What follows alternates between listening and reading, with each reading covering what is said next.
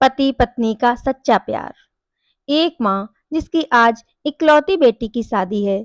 माँ बेटी को वेडिंग गिफ्ट के तौर पर एक बैंक अकाउंट की पासबुक देती है। तो बेटी अपनी माँ से पूछती है कि ये क्या है। माँ कहती है कि ये मेरी तरफ से एक छोटा सा वेडिंग तोहफा है। ये बैंक अकाउंट की पासबुक है। यह तुम्हारे जीवन के खुशी के लम्हों को संजोए रखेगी। आगे जब भी तुम दोनों की जिंदगी में कोई खुशी का मौका आए तो अपनी तरफ से इसमें कुछ पैसे डिपॉजिट करना। जितनी बड़ी खुशी उतनी ज़्यादा रकम, और उसके आगे लिख भी देना कि आज ये खुशी का मौका है, इसलिए इतने पैसे जमा किए हैं। आज मेरी बेटी की शादी है, मेरे लिए भी खुशी का दिन है, इसलिए मैंने इसमें 1000 रुपये डिपॉजिट करा दिए हैं। बेटी ने घर जाने के बाद जब यह बात अपने पति से की तो पति को भी यह चीज़ बहुत अच्छी लगी और कहने लगा कि ये तो बहुत अच्छा तरीका है अपने जीवन के खुशी के लम्हों को फिर से याद करने का। दोनों अब इंतज़ार ही कर रहे थे कि कब इसमें अगला डिपॉजिट हो। दोनों नए-नए बहाने ढूँढते थे पैसे जमा करने के। कि आज हम बाहर खाना खाने गए इसलिए 300 रुपए, आज पहली बार शॉपिंग करने गए इसलिए 500 रुपए, आज हस्बैंड का जन्मदिन है इसलिए 800 रुपए, आज वाइफ का जन्मदिन है इसलिए 800 रुपए। ऐसे करते-करते उसमें एंट्रीज भी बढ़ती गईं और अमाउंट भी, और उसमें काफ़ी पैसे इकट्ठा हो गए थे। शादी को कई साल बीत जाने के बाद दोनों में कुछ दूरियां बढ़ने लगीं। दोनों में छोटी-मोटी नोक-झोंक होनी शुरू हो गई थी। फिर कुछ दिनों के बाद झगड़े होने लगे। दोनों ने बात करना छोड़ दिया और एक दूसरे से खुश नहीं रहते थे। माँ को अपनी बेटी से मुलाकात किए हुए काफ़ी दिन हो चुके थे, तो एक दिन माँ अपनी बेटी से मिलने के लिए बेटी के घर गई। तो बेटी कहने लगी कि माँ, मैं अब और इस शादी में आगे अपना जीवन नहीं गुजार सकती। पता नहीं मैंने इतने दिन इसके साथ कैसे गुजार लिए। अब मैं इस आदमी से डिवोर्स चाहती हूँ।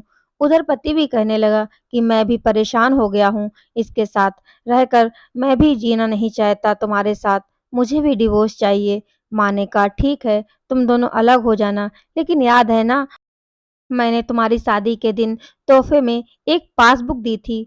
बेटी पासबुक निकाल कर लाई तो उसमें देखा कि उसमें बहुत पैसे जमा हैं। माँ ने कहा जब शादी इतनी ही बुरी थी तो पहले अपनी शादी से जुड़ी कोई भी याद अपने पास नहीं रखनी चाहिए।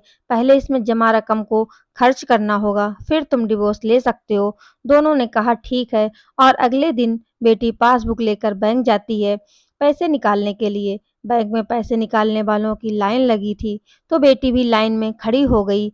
अब खड़े हुए काफ़ी देर हो गई थी। बेटी ने खड़े-खड़े ही पासबुक खोली और देखने लगी कि इसमें कब-कब पैसे जमा किए थे। बेटी देखते ही देखते उसे पता ही नहीं चला कि कब उसकी आँखें भर आईं, अपने बीते लम्हों को याद करके जो उसने उसी पति के साथ बिताए थे, जिसे वो आज डिवोर्स देने चली थी। बेटी बिना पैसे निकाले वापस घर आ गई और अपने पति से कहने लगी कि ये मुझसे नहीं हो पाएगा। ऐसा करो, तुम ही जाकर इसमें जमा सारा पैसा खर्च कर दो। पति ने कहा ठीक है, और पति बैंक गया, लाइन में खड़ा हो गया। उसकी नज़र भी पासबुक पर पड़ी और उन सारे खुशी के लम्हों पर पड़ी जो उसने अपनी उसी पत्नी के साथ बिताए थे, जिसे वो आज तलाक देना चाहता था। अपने जीवन के सबसे हसीन लम्हों को याद करके पति की भी आंखें भर आईं और वो भी लाइन से निकल गया।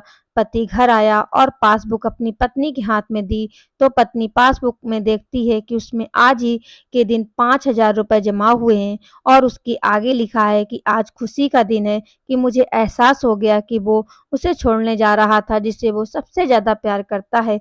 मैंने फैसला कर लिया है कि अब बाकी की सारी ज़िंदगी उसी के साथ बिताना चाहता हूँ। यह देखकर दोनों की आंखें भर आईं और गले लगाकर खूब रोए और प्रॉमिस किया कि अब वो कभी नहीं लड़ेंगे। फ्रेंड्स, आपको ये कहानी कैसी लगी प्लीज़ कमेंट में बताना, और अगर ये कहानी अच्छी लगी तो प्लीज़ मेरे चैनल को लाइक शेयर एंड सब्सक्राइब करना। Bye bye friends.